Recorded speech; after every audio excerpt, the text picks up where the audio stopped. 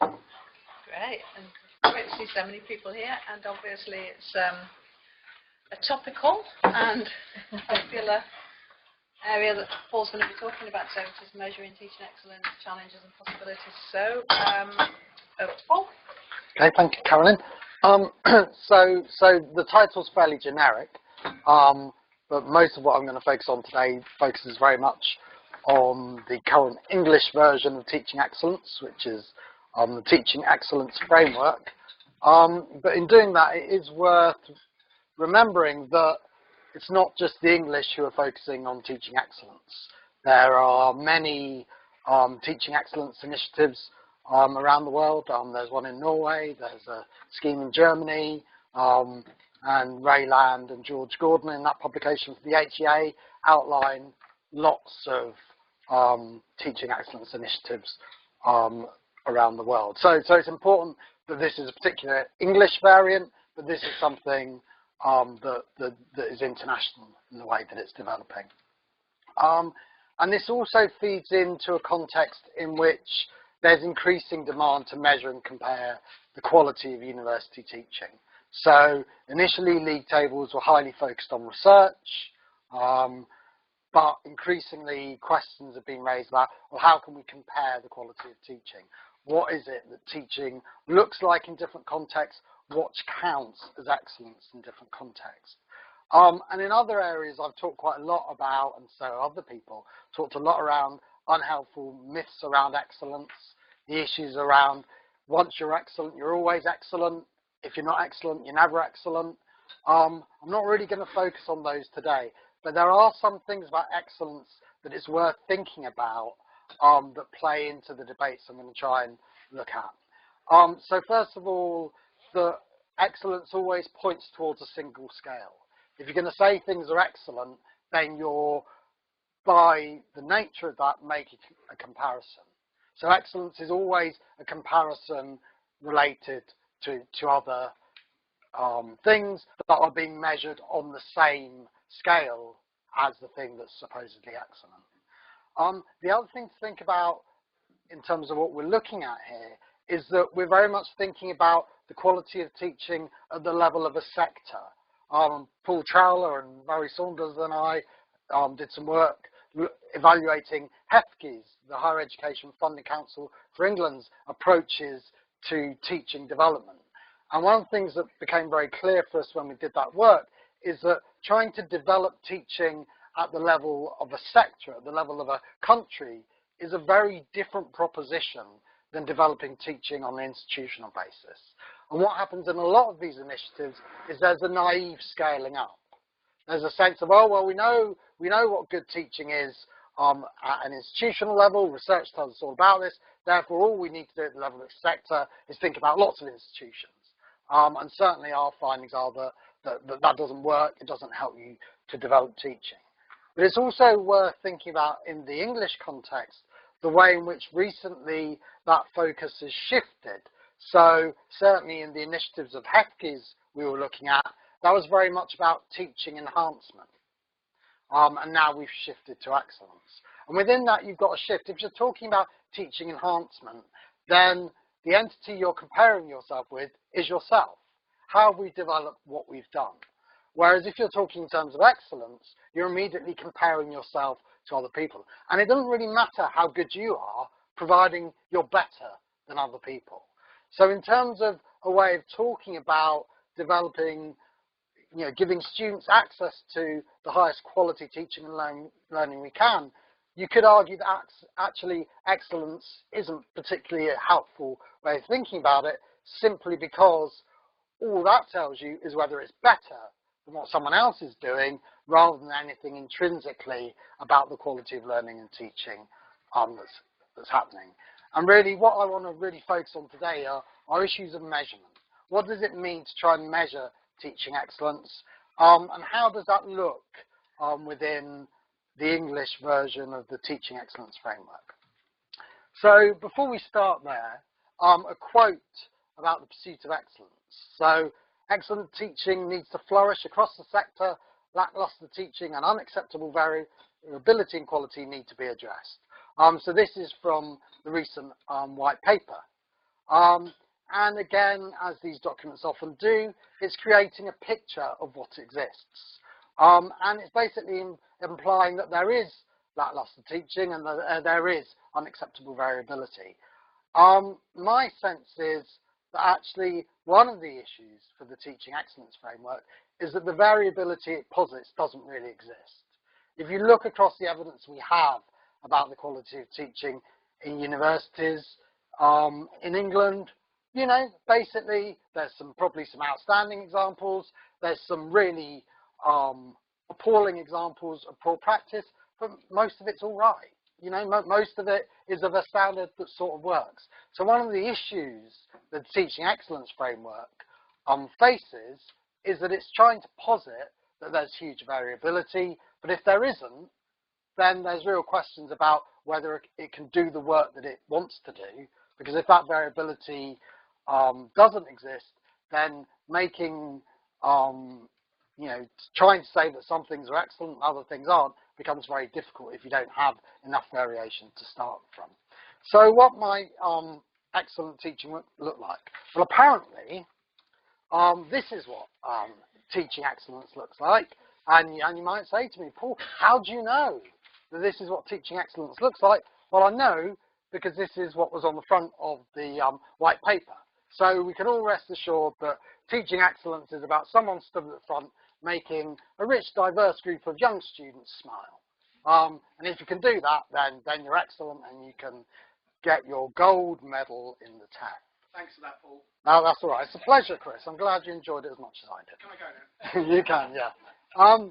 Now, one of the real issues about thinking about measuring teaching quality through metrics, which is what the TEF really tries to do, as I'll go on to explain, the TEF is trying to be a metrics-based assessment, or probably more accurately, a metrics-led assessment. So the idea is that you form a picture using metrics, then you interrogate that picture using some qualitative data, but really the metrics drive what your judgments are. And there's some real challenges thinking about how you capture teaching quality through metrics in a way that probably doesn't apply to research in quite the same manner. So the crucial thing I would argue is that teaching is always a local achievement. I'm heavily influenced by Lee Shulman's notion of pedagogic content knowledge. He argues that the expertise in teaching, or of teachers, the particular professional expertise of teachers, lies in introducing particular students to particular aspects of knowledge. So you're always thinking about who are these people who I'm teaching? How do I give these particular students, not a generic student, not an imagined students, but for the students I'm teaching, how do I give them access to this particular form of knowledge? And so, you know, as Isabel says, you know, one of the fundamental judgments you make as a teaching is starting where your students are at. So how you teach should change according to who you're teaching. And how you teach should change according to what you're teaching, according to the subject matter that you're teaching. So, you know, teaching needs to be not student-centered or knowledge-centered, but both student and knowledge-centered. Depends on what you're teaching, who you're teaching, and I would add to Shulman, where you're teaching. What kind of environment are you teaching? Is it online? Is it face-to-face? What's the setting? And how does that impact on the way in which we plan a set of experiences and environments that enable students to develop understanding? Now, given that, whilst you can describe teaching generically, it isn't generic. Okay, and this is one of the fundamental problems that a lot of work in this area faces, is it makes the category error of thinking just because we can describe something generically, it really is generic. But the issue is we can describe the situation in this room in as many different ways as we have the imagination to think of. We can think about the gender politics in this room. We can think about the biological processes going on in this room. We can think about the physics that are keeping this chair, table even, stable. We can move through all those different ways and think about this situation in those ways. But that doesn't mean that's what's going on in that situation. That doesn't mean that that's what's at stake in this particular situation for the people involved. And so what a lot of the approaches in this area has tried to do, and I think Hefty have got some learning gain projects going on at the moment, where they're trying to look at ways of measuring value added in what students understand through the course of their degree. And I would lay a fair amount of money that what they're going to end up doing is moving to generic measures. Because what people do in this space is they say, okay, well, we need to understand what students are learning. Oh, we've got all these different disciplines, so that's a bit problematic. What's the way of doing? Oh, generic. If we can describe what they're doing in generic ways that goes across situations, then that makes them easy to measure, so we'll look at them generically. But the whole problem is that just because you can describe it generically, it doesn't mean it's generic. And that problem, I think, really relates to a lot of the mistakes that have been made in this area. So if you want to develop these metrics, given that you know that it's going to be flawed, that it's going to be partial, what are the things that you need to think about when developing such kind of measures? And I think there's two aspects of research, of literature, that you need to draw on. And what tends to happen is that people either focus on none or at most one of these, whereas actually you need to bring them into relation to each other. So the first thing we need to know about is what we know based on over 40 years of research into learning and teaching in higher education. There's a rich body of literature there. If you look at the kinds of principles that come out from research in the US, research in Europe and the UK and South Africa, the principles remain broadly the same. So there's certain things we know, recognizing that generic description, as I've said, involves a translation that takes you away from the actual thing you're looking at. But the other thing you need to think about is that what happens when we introduce something as a measure. What are the predictable things that happen when it's used as a measure? So from economics, there's two ways of thinking about this that are really helpful. So there's Goodhart's law, which is the idea that the moment a measure becomes a performance indicator, it ceases to be a good measure. Because the moment you say to people, we're going to measure you based on your performance on this, people change their practices in order to maximize their outcome and that performance. The Lucas critique is slightly different. That's the idea that practices change systematically in relation to changes in policy. So what this is saying, which is similar but slightly different, is that you can't look back at historical relations and assume they're always going to be the same in the future. So that you might have well-established research relations about what leads to high-quality learning in universities, but if there's a series of policy changes, those relationships might break down in the future.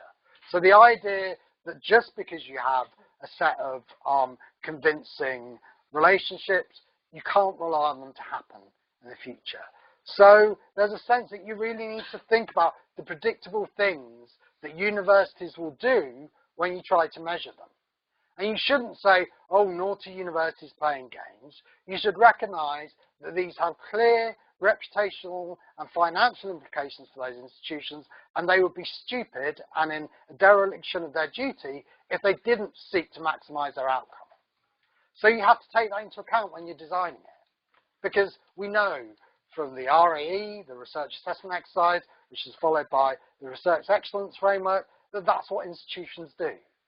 And so, for me, you have to take those two things about what we know about good teaching and learning and what we know about what institutions do when we seek to measure their performance and try and come up with the least bad things we can do if we're going to try and measure. The second thing you have to recognize is that measuring is incredibly expensive. Okay? So if you're going to do it and it doesn't lead to changes in practices, then that's a complete waste of money. If you introduce a system to audit quality and all you get are institutions changing the way they appear to perform, but without actually changing their practices, then you've wasted all that money. Because surely the whole idea of these things is to actually lead to higher quality learning and teaching rather than getting universities able to tell better stories about what they do without what they do changing. The other thing that needs to recognise, and this again is something that often dogs these debates, is that we're not dealing with lasers here. You know, if someone's giving you that their performance is better than someone else's based on 2 decimal places, that is just nonsense. In the same way as I'll go on to say, that higher education rankings and league tables work by putting institutions into a rank order. Those rank orders are meaningless because all you've got is the sense that your ranking is different from someone else's ranking. It doesn't tell you anything about whether it's statistically significant and, more importantly, what the effect size is, whether there's actually some meaningful difference. So we have to recognise that we're working with sledgehammers, that we can make fairly good judgments about differences in quality, but at a fairly broad level.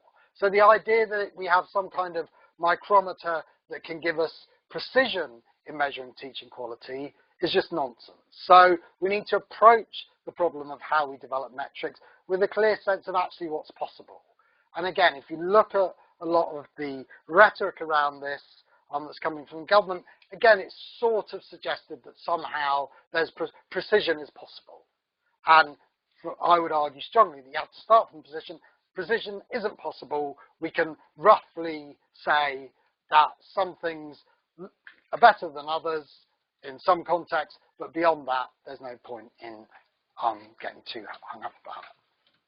So, I'm not sure how readable that is. Oh, we haven't got those screens on, do you? For people, should put them on just for people. So, based on thinking about that literature, what we've got here is some criteria that I think you could strongly argue any valid measure of teaching quality needs to address. Now, clearly, I could spend all of the rest of the time arguing for each of these 7 points, and it's nice to have a nice religious 7 number. But it's what I want to do is to quickly go through these, explain them, and then move on to think about how different measures of teaching quality relate to this formal criteria. So the first thing is that if you're going to have a measure of quality that is going to gain purchase, that people are going to use, then it needs to be relatively simple. The power of league tables, higher education rankings come from their simplicity. Okay, people can understand what that means, and what it means talks across different contexts. So there was a European, and still is a European, experiment called U-Multirank, where the idea is they have loads and loads of data and loads of different ways in which you can compare the quality of what different universities offer. But because it's too complicated, it just hasn't taken off. People don't use it because what they want is to know that this is a good university and this isn't a good university. So I would argue that you've got to recognise that those simple comparisons have power, and if you're going to have something that works, then it needs to be simple. But as well as being simple, it actually needs to measure the quality of teaching rather than reputation or prestige. So actually, do the data that you're using to make your judgment of quality actually talk to the quality of teaching that's going on? Or is it a reputation survey that is basically based on, largely you could argue, which universities have you heard of? Which universities do you like? Or is it based on the history and the wealth of an institution, which measures such as staff-student ratios, funding, research, measures of prestige, or actually don't tell you anything about the quality of teaching. One of my favourites is the Times Higher global ranking measure of teaching quality, which is the proportion of PhD students to undergraduate students. Each time I do on these seminars, I ask people, could anyone tell me why that is a measure of teaching quality? And so far, no one. How? How on earth does the proportion of PhD students to undergraduate students tell you anything about the teaching quality? But, it's a measure we've got, and this is what often happens in this space, is people look at what they've got, and then they work out why that might be a good measure. And so therefore, because we've got data on it, we'll use it as a measure. Thirdly, that if you're going to improve your score on this measure, then that can only be done by improving your teaching practices. So if you can improve your performance by changing the way you count things, then that's not a valid measure in those ways. Fourthly, that actually you have a sense of quality from various perspectives. So maybe from students, maybe from employers, maybe from student outcomes, but there's not just one version. There's not just quality from one perspective that's being looked at, but you have a number of different perspectives that are telling you about quality. But fifthly, as a whole, they tell you that they're based on a coherent vision of teaching. That actually, the vision of teaching, when you look at the measures and you say, okay, so if I look at these sets of metrics I want to use, what is the version of teaching that's created by this? Does that version make sense? Or is it, as I've already said, a hodgepodge of what's available and what seems to be important? And then the sixth one is that we know that where quality exists is at the level of programs. We know that the same institution can have programs that are very high quality, programs of very poor quality. So measures that are based at the institutional level in terms of quality, again, I would argue they're just not a valid measure because the variation within an institution is likely to be as great as the variation between institutions. So because we know that teaching quality exists at the level of particular programs, then that needs to be reflective. And, you know, a bit naive, this one, the final one, is that somehow you'd want these measures to reflect what you think the purposes of higher education are. Basically, you'd want those measures to be telling us something important about what it means to be a university. Otherwise, why do you see that as excellence? Why does that count as quality? So they're the criteria, and then I want to sort of quite quickly now go through different ways of thinking about metrics. So I've mentioned rankings, national and international higher education's rankings, and as you know, they are the dominant way of talking about quality. You look at Lancaster's strategy. You know, it wants to be 1 in the Northwest, whatever that means, consistently top 10 in the country and 100 in the world. You know, plenty of other institutions have the same criteria. So it's important to recognize why rankings have such a hold over the ways of thinking about quality. So, as I've already mentioned, it's their simplicity. It's also that, like money, they're portable and durable. They can move across contexts. A ranking in a higher education league table means something to vice chancellors, it means something to departments, it means something to parents, it means something to students, it means something to employers. And you have to recognize that strength. You have to recognize that that's quite a remarkable thing for this instrument to tell people across all those different contexts something that they think they can understand. The fact that it's nonsense sort of makes it a slightly less pleasing achievement, but it's an achievement nonetheless. And the reasons it's nonsense is because they tend to involve unrelated and incomparable measures, that they force together an algorithm that tends to change with every iteration of the ranking and which tends to be hidden, although with increased focus on rankings, people are having to make the way they put these things together more explicit. As I've mentioned, because they're rankings, differences of many places are usually meaningless, so you can have differences of 20 places that actually don't tell you anything interesting whatsoever. And then finally, their stability reinforces privilege. So you have higher education institutions who enroll higher proportions of privileged students, and they're the institutions that do well.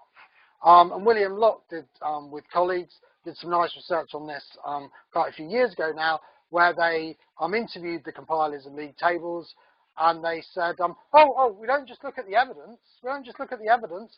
We look at the ranking, first of all, based on the metrics we're using, and then we make sure the universities we know are good are near the top. You know, so we check their validity.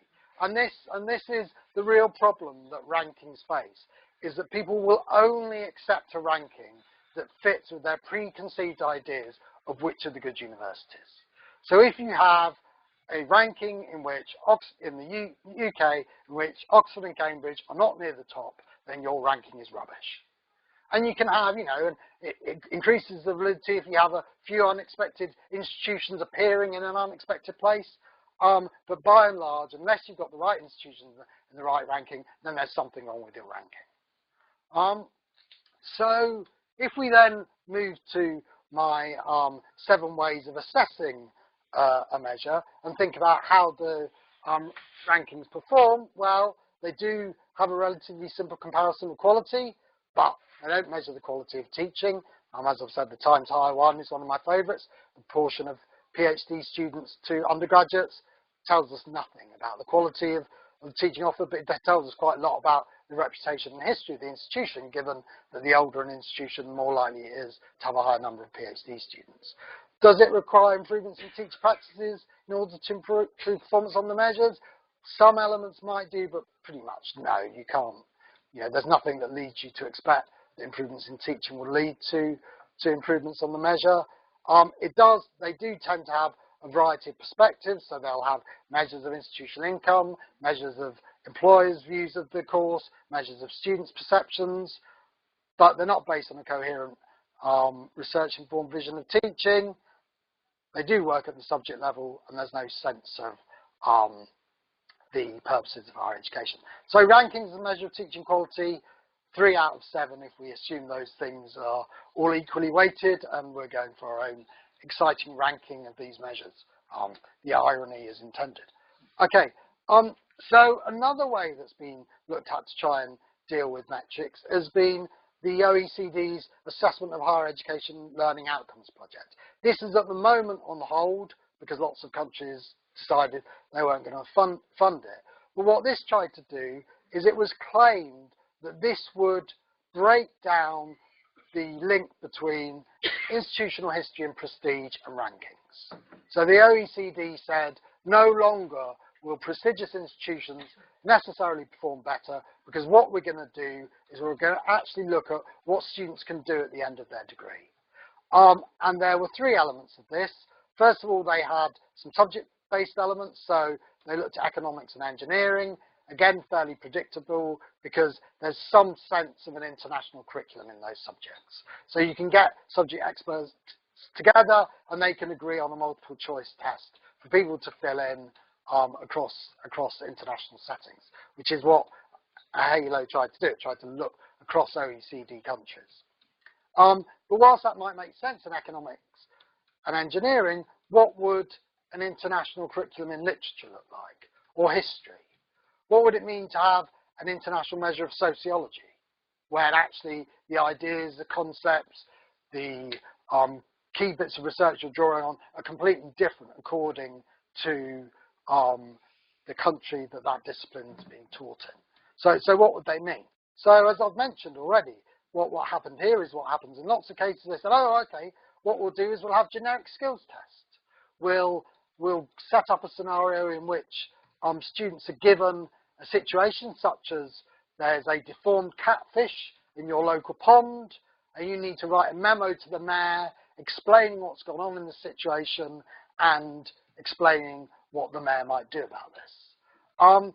And then we'll use these tests to examine these skills, and these skills should be desired by any discipline. But as I've already said, this makes the mistake of assuming that just because you can describe those skills generically, they're actually generic. So just because you might say, okay, well, what's going on in there is critical thinking, communication, is that really what's happening there? And actually, does writing a memo for the mayor of Moscow mean the same thing as writing a memo to the mayor of Lancaster? Is that an equivalent kind of test? And actually, just asking people to fill in these things, surely when people actually engage in situations, it's their understanding of that situation, their interactions with other people, the resources that are involved that actually determine what their practices are. And also, crucially, what I would argue we're trying to do in higher education, and this is based on John Bowden and Florence Martin's book, The University of Learning, they ask the question, okay, what's the point of universities when everything students learn might be out of date by the time they graduate? What is it that a university gives students? And their answer is that what it gives them is the ability to see the world like a computer scientist, like an English graduate, like a chemist. So the crucial thing that they're given is being able to go into a context they don't know and recognise it as a particular form of context and work out what to do. Now, what all of these generic skills tests do is they tell students what the context is. They say, you're working for a mayor, there's catfish in the pond. They immediately give them the context. And my argument would be, well, the second you've given the student the context, all of the interesting work is done. The rest of it is puzzle solving. All of the graduateness is in working out what the situation is, not in working out what you do once you know what the situation is. So again, it has problems around those measures. And then finally, with a HELO, the question is, well, if these generic skills took off, if lots of students took these tests and they became the way of measuring the quality of institutions, what would happen? So institutions would say, oh, better start taking this seriously, better start getting students ready to take this test, but make sure they're ready. Okay, so that's what we're going to do. Right, strategy, okay, we're all going to do it. And which institutions have the most resources to do this? Wealthy institutions. So if it gets taken seriously, the idea it's going to undermine existing structures is just nonsense. It's just going to reproduce them yet again, because either you get ignored, in which case your measure doesn't matter, or if your measure gets seriously, then all of the inequalities that already exist in the system come in to shape what happens with that measure. So on a HELO, if we look at how that does it provide a relatively simple comparison of quality? Well, again, it will provide a ranking of institutions, so it does, but it doesn't measure the quality of teaching offered because of this focus on generic skills that don't really tell us anything about that. You wouldn't need to improve your teaching practices. All you'd need to do is to improve students' performance on particular tests. It doesn't tell you anything about their practices.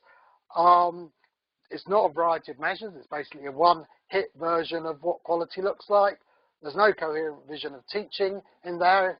It does comparisons at subject level, but again, it doesn't reflect the purposes of higher education. So if we see these all as equal, then they get 2 out of 7. So there to give you a sort of sense of other ways of doing it. But if we now move on to the teaching excellence framework, then the aims, which are too small for anyone to read, and that might be deliberate, is 3 things. So to provide students information that will allow them to make more informed choices, raise profile of teaching, and the third one, ensure higher education better meets the needs of employers and industry.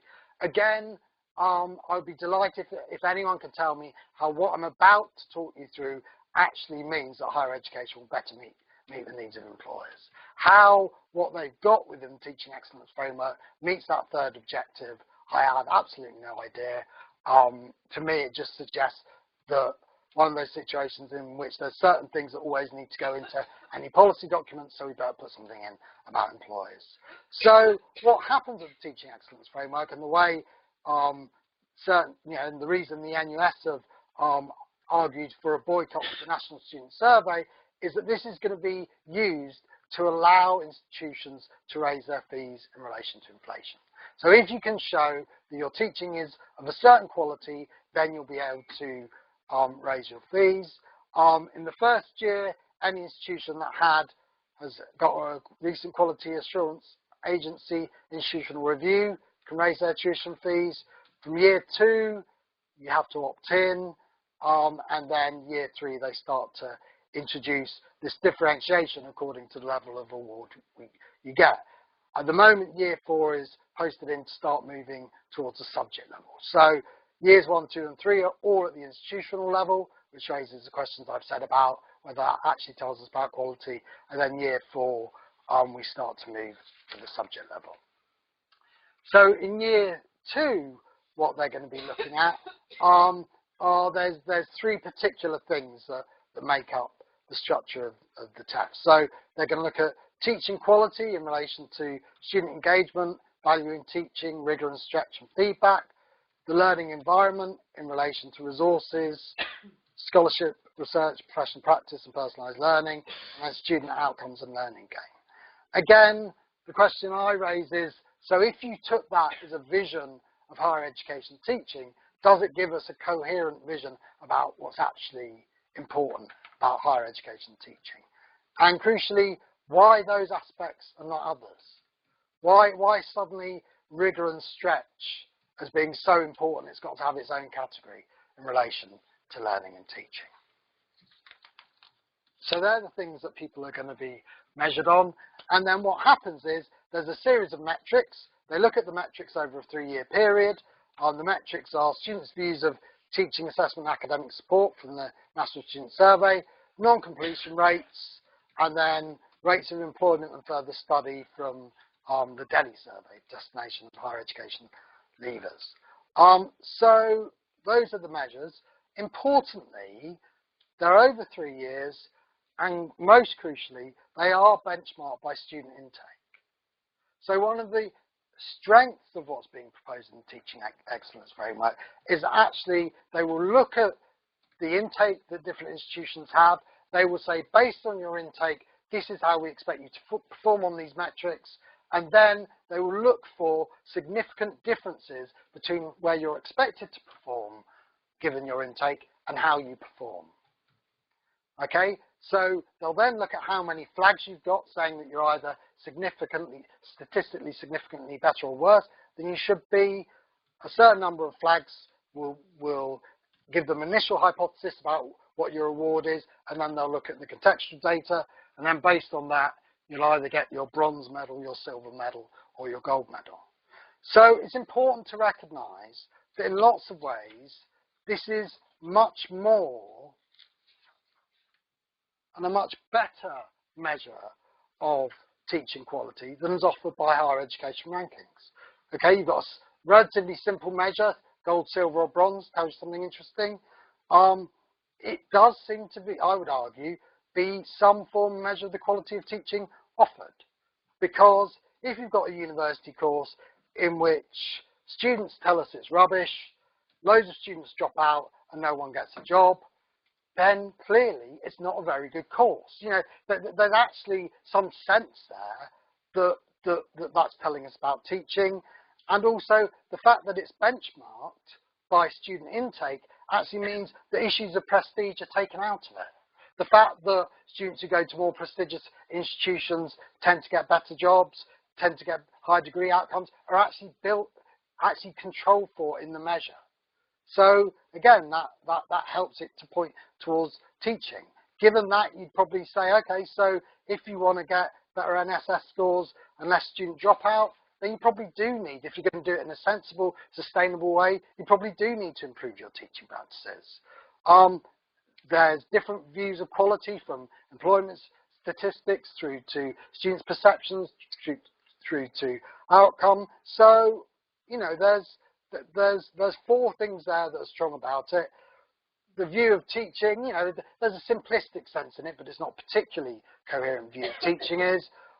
Certainly in year 2, it's at the institutional level rather than the subject level, so that's not particularly helpful given we know what we know about teaching quality. And also it doesn't reflect any sense of the purposes of higher education. There's nothing in the sense that students tell you that what they're getting is good, they don't drop out and they get a job. That actually speaks to what the role that higher education might do in society, apart from something about employment. So, you know, it's not that bad. There are some issues with it. First of all, why these metrics and not others? The unstated answer, but the obvious answer, is because these are the ones that existed, and so we'd use them. But also in their use, you know, the Office for National Statistics, when they looked at that, these figures said, well, the differences don't tend to be particularly significant. I think the benchmarking will help with that a bit, but there's certainly that issue. Much more of a bigger issue is this fact that the Office for National Statistics also says that they're not robust enough to support subject levels. But once you get to subject level, the numbers of students are so small that actually it doesn't give you a subject level base. And that, I would argue, because we know quality resides far more at the subject level than it does at the institutional level, is a major weakness. But what this means is that if you don't get a lot of differences, then suddenly the 15-page statement becomes really important, and something that's supposed to be metrics-driven will turn into be about peer review again. So that's what happens in year 2, but then from year 3, we know that there are going to be more metrics. We know that there's a modernist project here to develop as many ways of measuring teaching learning as we can. And so there's longitudinal educational outcomes data set, which is basically links people's educational records to their tax records, which will give them much more accurate information about the links between educational outcomes and earnings. The other metrics that have been mentioned are things on the contractual status of academic staff, so they can look at effective casualisation, and then teaching intensity on weighted contact hours. None of these, I would argue, relate to the quality of teaching. None of them directly tell us anything about how good the teaching is the students experience, with the notion of contact hours being particularly problematic.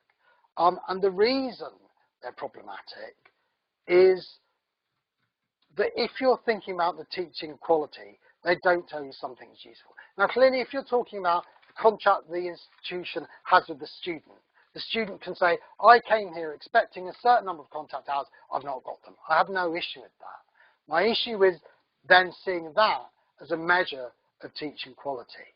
So, given that, as I've said, teaching is about designing a set of experiences that enables particular students to develop understanding of particular forms of knowledge. If that's what teaching is, then how does adding extra contact hours to a well-designed course improve its quality? How does knowing that students spend longer in the classroom, in practicals, working with tutors, tell us anything about the quality of what they're doing? And that's why research has consistently shown that there's no evidence between the number of contact hours the students get and the quality of their learning.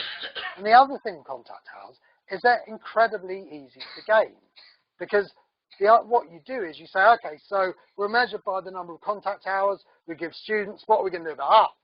We give them an office hour. Right. I mean, it's a learning opportunity, isn't it? They have the opportunity to come to the office hour, don't they? They don't choose to use it, but they have the opportunity. Add it in.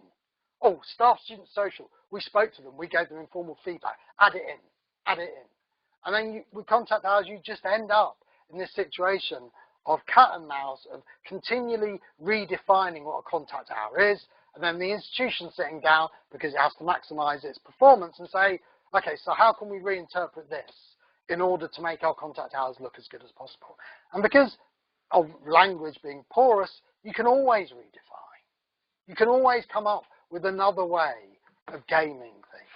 So contact hours tell us nothing about the quality of teaching, the quality of students' learning, and they're also something that the institutions will be delighted with because they can work out ways to get around them. But the minister is incredibly keen to have a measure of contact hours, so I think the likelihood is that there will be some kind of measure of contact hours. So whereas with year 2 of the TEF, it certainly is a much better measure of quality than is offered by league tables.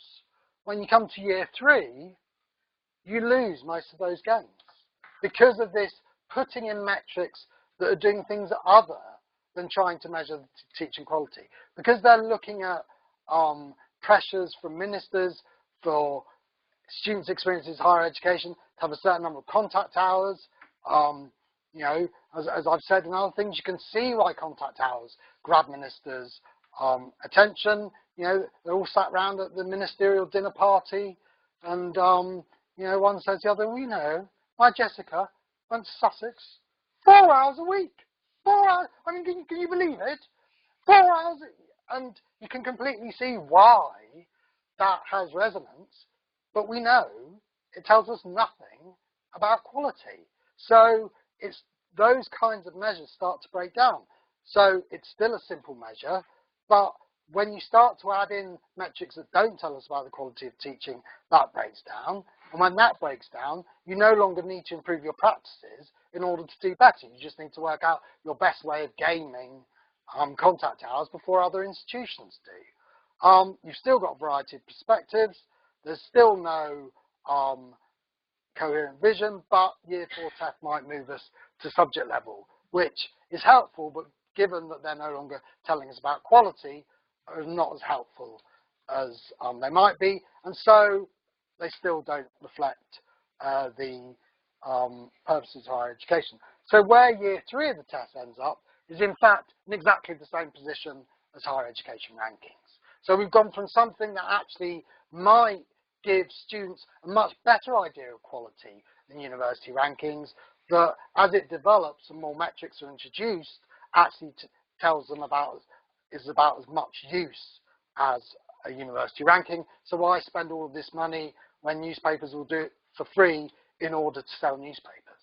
And that's the other thing that people miss about university rankings that are done by people trying to sell you something.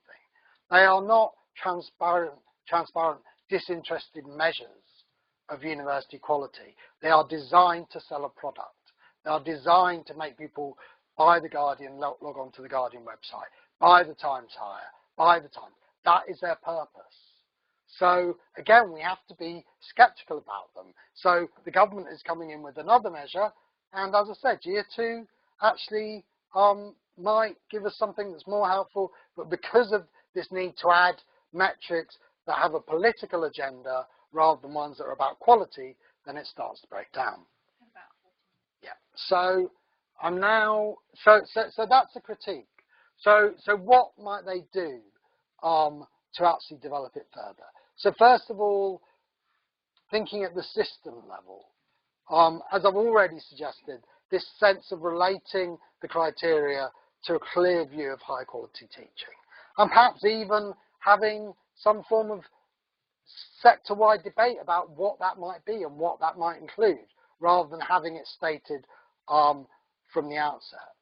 Secondly, that individual metrics are actually part of the system rather than individual metrics, which is what the measure we have now. The whole debate at the moment is around which individual metrics should we create rather than what does this collective body of metrics tell us.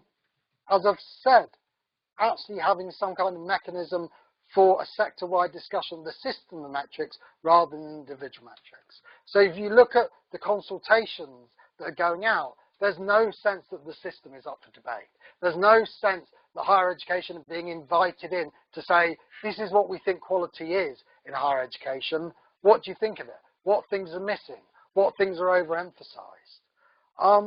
And then what I would argue is that if you're going to use survey scale items, if you're going to stop game playing, then you should do essentially what happens with exam-based syllabus. You say, these are the areas we could test you on. Here are 1,000 items we could use that point to these. We're not going to tell you which ones. You just know they're in these areas.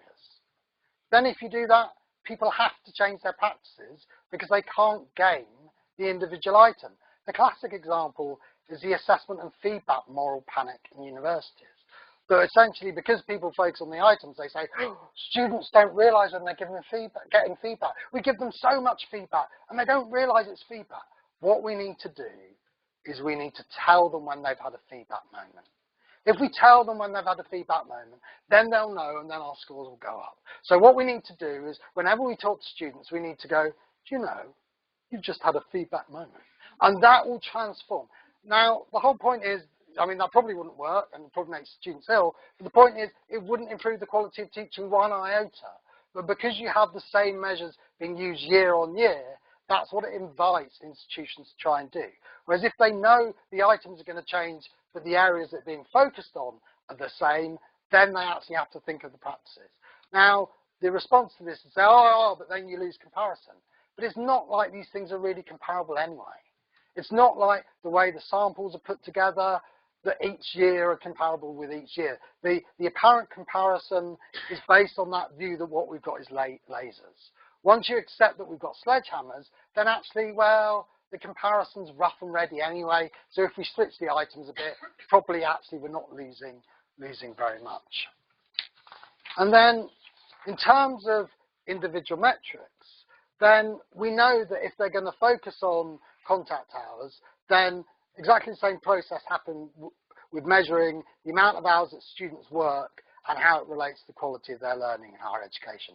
Basically, this was supposedly an obvious thing. If you work harder on your degree, you do better. People could not find a link between those two things until they looked at students' perceptions of whether their workload was appropriate in order for them to learn. If you look at that as a measure, it correlates incredibly highly with students' learning outcomes. Is that if students have enough time to understand what they're learning, then they tend to do better. So if you want to go down the contact hours route, then asking students whether they perceive they have enough teaching actually with something that might relate to quality rather than the measure itself. And then there are things that are just so bizarrely not there in all these discussions. No measure of expert teaching. I mean, it doesn't speak well to the future of the HEA that having the measure of having a teaching qualification is currently nowhere part of the debate of metrics. I mean, it probably eventually will become a metric, but no one in government or in HEFGE or in the DFE are talking about that as a potential metric. I think there's issues with it, but you think some measure of teaching expertise would be useful if you're trying to measure quality of teaching. Crucially in the work I do, something about students' relations to knowledge would be helpful. What actually do students get out of coming into relation to these ideas in university? And also we know that the first year experience is crucial in terms of students' later performance, in terms of their retention, in terms of their sense of belonging in the institution. All of the measures we have are based in the final year. And again, there's absolutely no reason why. So to finish then, as I've said, actually, when I knew the TEF Year 2 metrics coming out and I was getting ready to make my, scything critique ready that will make my mother proud of how I'm thrusting there about pointing out these errors, actually when I looked at them, it's Year 2's not that bad, and I would certainly strongly argue is much, much better than any newspaper-based ranking of universities in England. It is something that's better.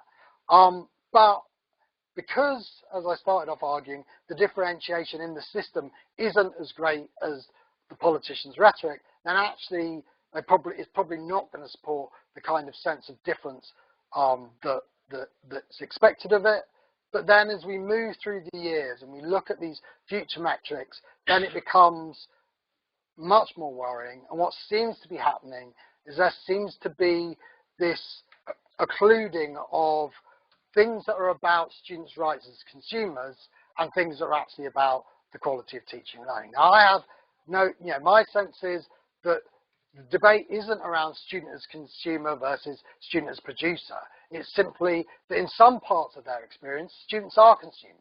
When they live in halls, when they move around the campus, when they deal in someone's way of the institutions, they do that as consumers. But in other parts of their experience, they're not consumers. And within teaching and learning and studying and developing understanding of particular forms of knowledge, they're not consumers. So if we're trying to measure the quality of teaching, looking at consumer-based measures, which is what the metrics of future years seem to do, actually leads us to a situation where actually something that's quite helpful begins to break down. Now, as I've said, my position on this is not to decry the teaching excellence framework. I think its starting position of students are increasingly paying for their undergraduate degrees and all degrees. So should they have the opportunity to know where high quality exists before they decide where to study? I think that argument to me is completely convincing. The students need a valid measure of what the quality of their degree might be. The issue is, how do we do that? And the issue is to try and do that in a way that actually gives students information about the quality of the degree course they'll be studying rather than about the history and prestige of the institutions in which they're studying.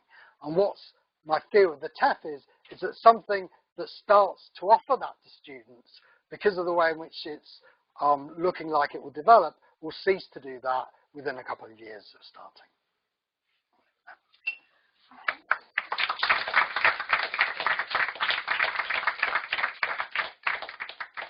Thanks very much. wants to get another drink, you're welcome to do so, and just start to think about questions, and then we'll have about 25 minutes for questions and maybe even a feedback moment. Okay, so we've got about 25 minutes for questions. If people have got a question, if you could make sure you're close to a microphone, so people at the very back might need to have a microphone passed to them. It doesn't make any difference to how it sounds in the room, but it's for our live stream and the recording. Thanks, Rebecca. So if anybody wants to kick it off, Chris? Yeah, traditionally I always ask an early question. Am I speaking loud enough for the mic? It's just there. Thank you. So Paul, thank you. Paul, I just wanted to ask you, you finished off by saying the question about recognising students as consumers and/or I think you called them producers. And I just wanted to just briefly ask you about the consumer side. I've always thought part of the problem was that I agree with you. I don't think there's necessarily a problem with understanding students as consumers, but I think we often understand them as the wrong sort of consumer. And so I've always understood the sort of consumption aspect of the teaching and learning aspect of HE as being much more like a gym membership than anything else. In as much as you pay for your gym membership, you're offered a range of resources, but in the end, you can't complain 2 years in to the owner of the gym that you didn't get fit and expect them to have any sympathy. So the metrics that you're talking about related both to the benchmarking issue about starting and finishing levels, of course, but also the idea of the student's perception of their own satisfaction with the resources that were made available to them, seem to me to start to work towards that idea of the consumer rather than a more crude, if you wish,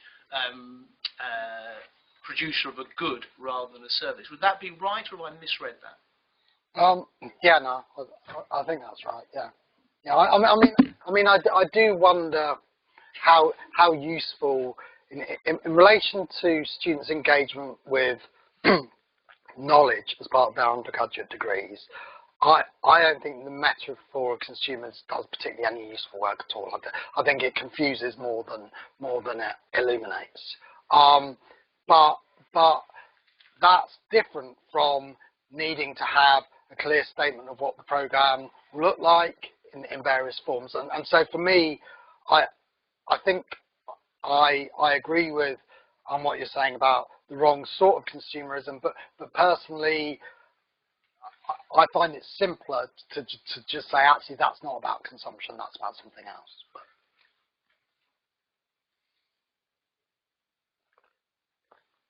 Other questions? Brett? So, one thing that I think a lot of people look for when they look at metrics is actually something that in another way is quite distasteful. But I think what people look for, which is not listed in the things that you have as your key characteristics, possibly because we don't like it, is that it discriminates. As in, like one thing that's good about a ranking from that perspective is that the number of institutions, barring odd ties and things like that, the number of institutions that can be in the top 100 in the world is 100. So if one goes up, another goes down. And I think that kind of thing is actually what quite a lot of external stakeholders to the sector look for, whether that's parents, policymakers and so on, whether they're comparing between institutions or whether they're trying to say, oh, British institutions better than some institution in another area. I wondered to what extent you felt that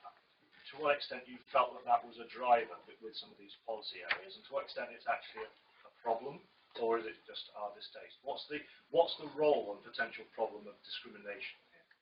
I mean, certainly the discourse of excellence is completely about discrimination. And if I'm always suspicious of people who say, oh, well, this is just a neoliberal instrument in order to get rid of university autonomy. To me, that's not helpful. But if you think about what neoliberalism is as a doctrine, it's about the responsibility of the state to produce institutions and practices and environments in which free market capitalism can thrive. That's really what that's what's pernicious about neoliberalism, is the responsibility of governments to set up the environment for free markets. Okay, so within that way of thinking about neoliberalism, then again, discrimination and competition is absolutely key. So for me, that is what's going on here. The reason it's not in that list is because that's a list of what would be valid measures of teaching quality. And the whole point is that if you have valid measures of quality, they only discriminate if you can meaningfully discriminate. They only tell you there's a difference in quality if there is a difference in quality.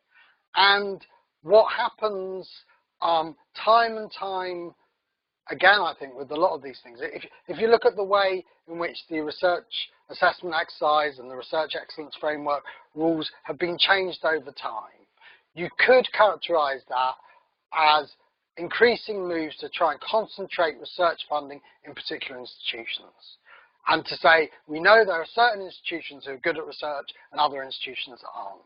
When they go through those exercises that are carried out with a great deal of integrity by the people in the institutions doing them, then what we find is that excellent research exists across the sector. And that doesn't work as a way of thinking. And I think the same thing's true of teaching and learning, is that broadly this sense that there's brilliant teaching and learning in some places and dreadful teaching and learning in other places just doesn't match with all the evidence we've got, which says it's basically all right in most places. That most institutions take their responsibility to offer students access to powerful knowledge seriously, and they try their best to do that, and the quality is reasonable. And in some cases it goes wrong, and in some cases it's amazing, but in none of those cases is that forever. It changes over time as people and students move. But discrimination only matters if there is difference. And part of the whole problem I think this faces is if the difference doesn't exist across the sector, then actually it can't do its work unless you design it in such a way as to force it through comparing things on measures that don't tell you about quality but do discriminate. And that's again why contact hours will have a lot of weight behind them, because contact hours really do discriminate. If you look at the surveys that HEPI and the HEA have done on contact hours across disciplines, there are huge variations within the same disciplines in the contact hours. But that's partly because they're done in such a way as asking students what their contact hours are, which isn't necessarily a measure of contact hours. And also, even if you took institutional data, then that's been collected at a time when institutions know they're not being measured on that. The second they know they're being measured on that, then actually you would expect most of those differences to disappear, because so I don't have a problem about discrimination, but where the discrimination should come, or the discernment should come, is in having a valid measure that tells you there's difference. You don't build a measure to get difference unless you know there is difference. And basically I think the huge problem is that there's an absolute rock-solid belief that there's huge variation across the sector as expressed in the white paper, and actually, all the evidence I've seen suggests that's actually not the case.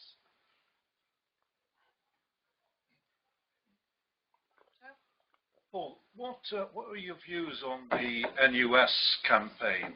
We were urging students to boycott the NSS or actively sabotage it, because this will help the campaign against fees increasing. I mean, what's your views on that? And what would you say to students here who say, well, that's all very well and good, but these scores count towards the league tables, and I want my degree to be worth more because it becomes from a university that's higher up the table than somebody else? The consumer argument. In a way, I'm agnostic on that position. I can see that there's good reasons why the NUS in a battle against fees would take that position.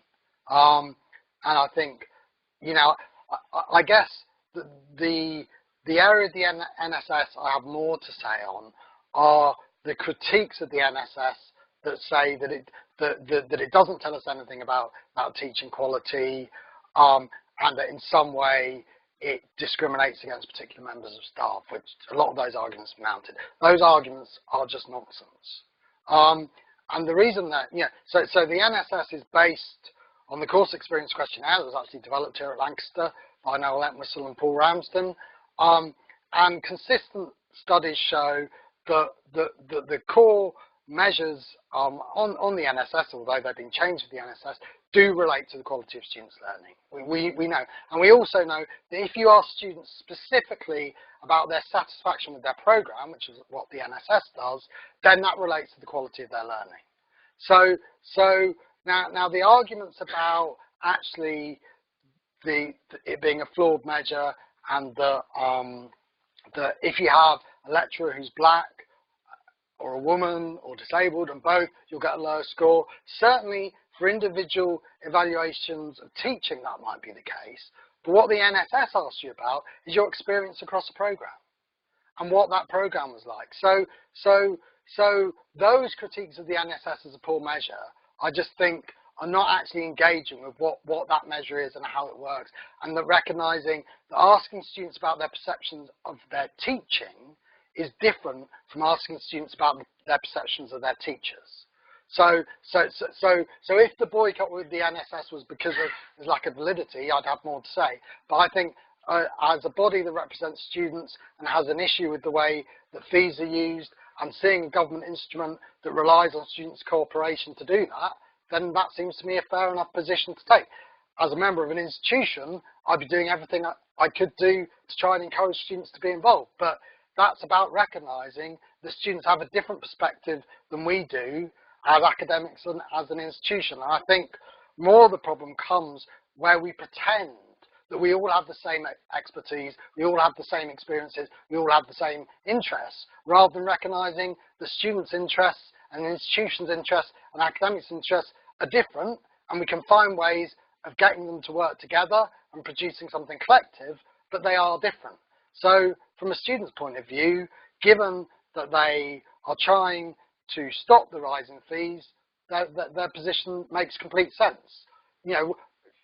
In that case, whether I agree with it or not is neither here nor there, really, because it would depend on what perspective I was commenting on it. And obviously, as we are a PhD-only department, it puts me in a much easier position to say that than if I had undergraduates and league table positions to worry about.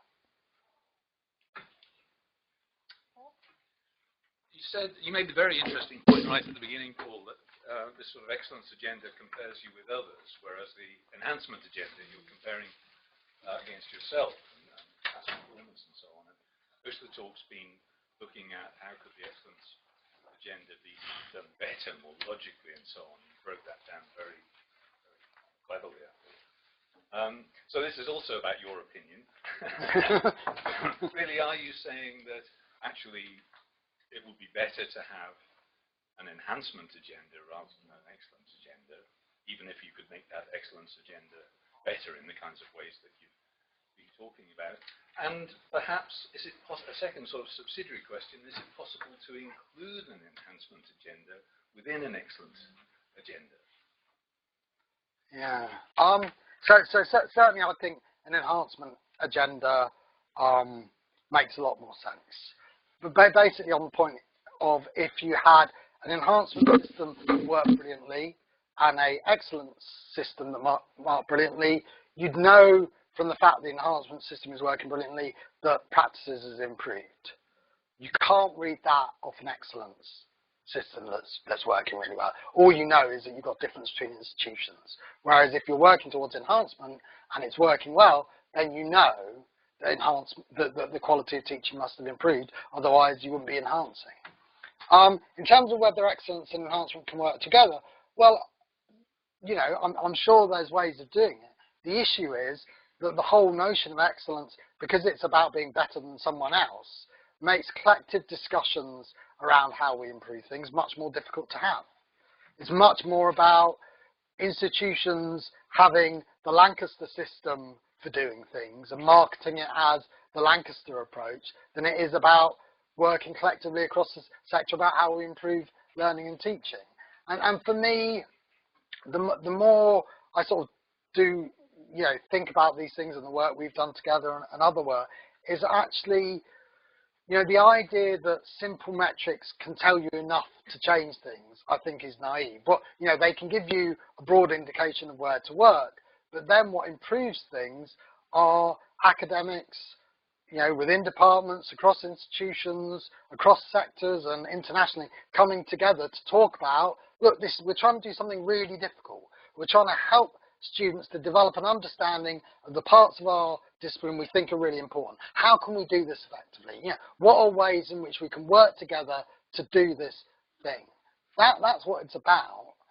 And the whole way in which excellence pushes you towards takes you away from that kind of system. It stops you talking to people. It becomes about claiming ownership of particular things rather than recognizing that everything we do is owned collectively. Everything we do is done in conversation with what other people have done, the past, because excellence points towards individualization and, and as Brett was saying, differentiation, then actually it becomes far harder to have conversations that actually invite people in to develop collective approaches to something that's really difficult. Inviting people in to develop a three-dimensional understanding of your area is an incredibly hard thing to do. So what you want to do is to find ways of doing that that are as effective as possible, rather than pretending you've got all the answers and you're excellent and everyone isn't. Everyone else isn't.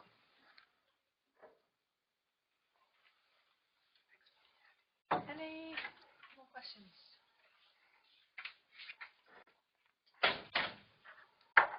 Last chance. Okay, then I think we should thank Paul for what, by any measure, was an excellent seminar.